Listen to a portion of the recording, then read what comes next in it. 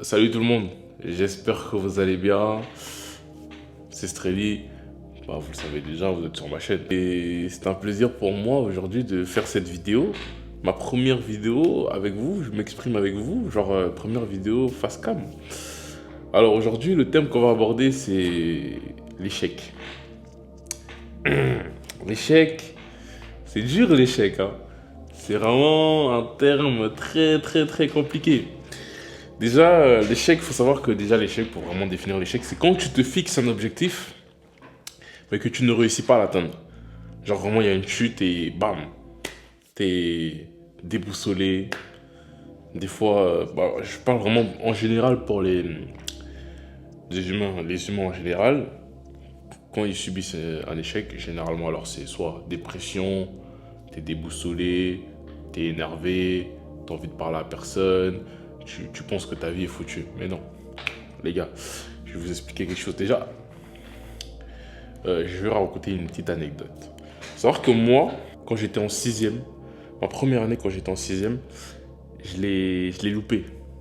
J'ai retapé une classe. Et en fait, j'ai fait premier trimestre, j'avais 11 de moyenne. Deuxième trimestre, 8 de moyenne. Troisième trimestre, 9 de moyenne. En fait, premier trimestre, tranquille, en fait, j'étais tranquille. Genre, je révisais vite fait, et puis voilà, quoi. À partir du deuxième trimestre, je faisais plus rien. J'avais plus envie de réviser. Tout ce qui m'intéressait, c'était d'aller jouer au football avec mes potes. Je séchais les cours pour aller jouer au football avec mes potes. Voilà, au final, j'ai 8 de moyenne, 9 de moyenne. Au total, les points ne passaient pas. J'avais 9 de moyenne au total quand on comptabilisait tous les trimestres. Donc je ne pouvais pas passer en classe supérieure. Sachant que moi, il faut savoir que j'étais dans une famille où c'était l'école ou rien. L'école ou rien. Mon père, il me disait, l'école, c'est la vie. T'es obligé de réussir. Ma famille, c'était l'équivalent, pour ceux qui regardent des mangas, l'équivalent dans Inazuma Eleven de la famille Sharp, Jude Sharp. Ou dans Kuroko no Basket, la famille de Akashi. Ma famille, c'était ça, l'équivalent. Et l'année où du coup je retape une classe, toutes les personnes qui sont dans ma famille réussissent. Chacun passe en classe supérieure ou prend un diplôme ou... Voilà. J'étais le seul à louper mon année cette année-là. Vous imaginez les regards des autres vis-à-vis de moi? En plus, c'était en sixième, moi, j'étais encore très jeune. Alors, je vais pas dire que je vais pas faire la victime, je vais pas dire ouais, j'étais fragile, mais quand même, à cet âge-là, c'est compliqué. Donc, le regard des autres, genre, je les voyais tous, ils faisaient la fête, et moi, je me sentais seul, en fait. Comme un loser. Le regard, c'était, ouais, t'es nul, tu vois. T'es nul, t'es un loser. Et puis, à côté de ça, il y avait les potes avec qui je me suis lié d'amitié, qui passaient du coup en classe supérieure.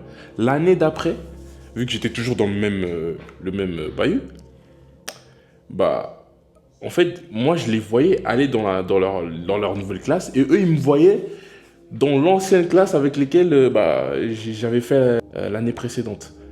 Et il y en a qui passaient et qui se moquaient de moi, qui se foutaient ouvertement de ma gueule. Les gars, c'était dur, c'était compliqué, c'était vraiment compliqué. Mais c'est à ce moment-là que je me suis isolé déjà. Je me suis isolé, je me suis senti vraiment comme quelqu'un qui allait faire sa vie avec une mentalité de loup solitaire. C'est à ce moment-là. Et je me suis forgé une carapace. Mais cet échec-là, j'en ai tiré des leçons. Et c'est ce qu'il faut faire, les gars. C'est ce qu'il faut faire, c'est très important de tirer des leçons de vos échecs. Parce que c'est très compliqué dans la vie de réussir. Mais pour réussir, il faut échouer. C'est très important. Je vais prendre par exemple l'exemple pour toutes les personnes qui ont eu leur code de la route ou qui ont leur permis. Quand vous passez le code, avant de passer le code, quand vous vous préparez pour les entraînements, tout ça, vous allez sur l'application, par exemple pour ceux qui l'ont fait sur Ornica ou sur d'autres applications, et vous faites des séries. Et les séries, en fait, ça consiste en quoi? C'est sur 40 questions, tu as droit à 36 bonnes réponses. Du premier coup, vous êtes d'accord avec moi que les gars, vous n'allez pas me dire que vous avez réussi, les gars. Toutes les personnes qui ont eu le code. Moi, le premier, j'ai pas réussi du premier coup. Qu'est-ce qu'on a fait? C'est un maximum d'erreurs. On a regardé nos erreurs. On a vu où est l'erreur. Qu'est-ce qu'il fallait pas faire pour ne plus faire cette erreur? Et c'est ce qui nous a permis d'avoir le code. On va laisser l'exemple du code de la route et on va venir sur un autre exemple un peu plus simple pour vous, je pense. On va revenir sur les dictées. Quand on a tous fait des dictées, on a tous été à l'école, on a tous fait des dictées. Est-ce que vous allez me dire à moi que les dictées, vous avez eu 20 sur 20 du premier coup ou 10 sur 10 du premier coup? Non, les gars, non. Une première dictée, quand on vous la dicte du coup, vous allez faire un maximum d'erreurs, un nombre incalculable d'erreurs, comme pas possible. Mais en relisant la dictée, du coup, en revoyant vos erreurs, vous avez vu notamment les erreurs d'orthographe, de conjugaison, de vocabulaire, ce qui vous permet de, quand vous refassiez la dictée, bah, c'est nettement meilleur. Le résultat est nettement meilleur.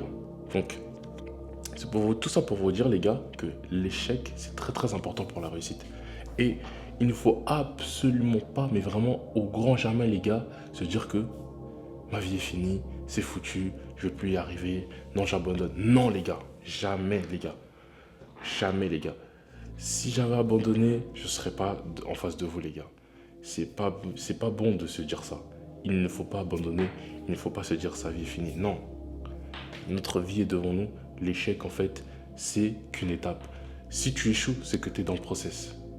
Tu es dans le process, mec. Donc, ne lâche rien, n'abandonne pas tes rêves, n'abandonne pas tes objectifs, fonce et garde la foi.